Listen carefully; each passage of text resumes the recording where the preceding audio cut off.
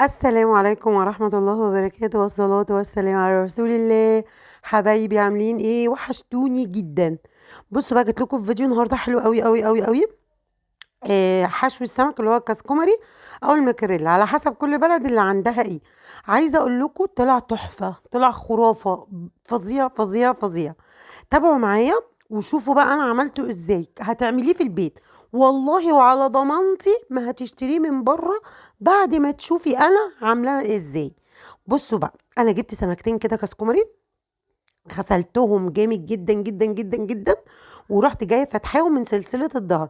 حشو كاسكومري يعني هنفتح من الظهر، مش هتفتحي من البطن نهائي. هتشيلي الراس وتقومي مدخله المقص، وهتمشي لحد ما توصلي للديل. هتفتحي، هتنضفيها، تنقعيها بالدقيق وبالليمون وتسيبيها شويه، وبعد كده اغسليها تبقى معاكي بافته كده.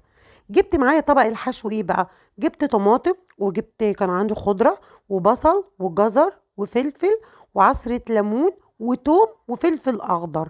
وقمت رشه بقى محيقاه عندي بقى ايه، بهارات سمك حطيت وفلفل اسود وملح وكمون وايه. وقومي ماسكه بقى كده مقلبه كل الخلطه اللي قدامك ديت، وزيت عشان يخليه بيلمع كده. يبقى الخلطه دي عباره عن ايه؟ جزر وطماطم وفلفل اخضر وتوم، وقولوا معايا وحبه خضره كده، قلت عشان ينطقوها شويه.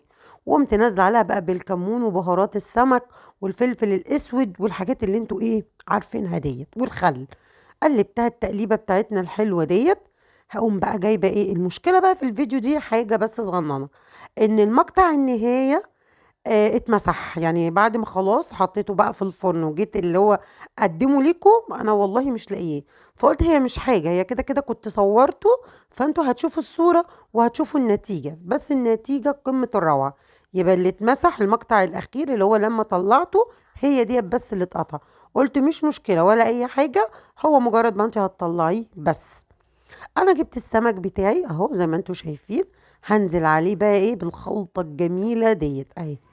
عايزه اقول لكم كنتوا تاكلوا كده صوابعكم ورا. عملته لان الفيديو ده من كام يوم، كان فظيع قوي وانا بس اللي باكله. فجبت على قد انا السمكتين دول، وهم اكلوا اكل تاني، فانا كنت جايبه دول ليا انا يعني.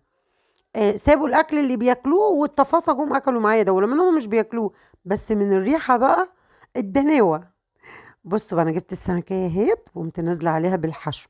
بعد كده جبت الورق الفويل وحطيت عليه الورق الزبده، عشان غلط طبعا نحط دايركت كده على طول على الورق الفويل. وقمت هتلفيها على شكل ايه، السمكه كده زي ما انت شايفه كده اهو. بصي، مفيش اسهل من كده. الحركه دي خلت مفيش حاجه لزقت، يعني الحته ديت اللي احنا بنعملها خلت مفيش اي حاجه لزقت في زي ما بيلزق معاكي في الصينيه والكلام ده. مفيش الكلام ده، طلع خرافه. انا بقول لك جربيه وعلى ضمانتي، وادعوا لي بقى، عايزاكم تدعوا لي بقى. بصوا، انا جبت السمكيه وبغلفها بالظبط على شكل السمكيه زي ما انتوا شايفين كده، وهتقفليها من جميع الاتجاهات. خلاص خلصت.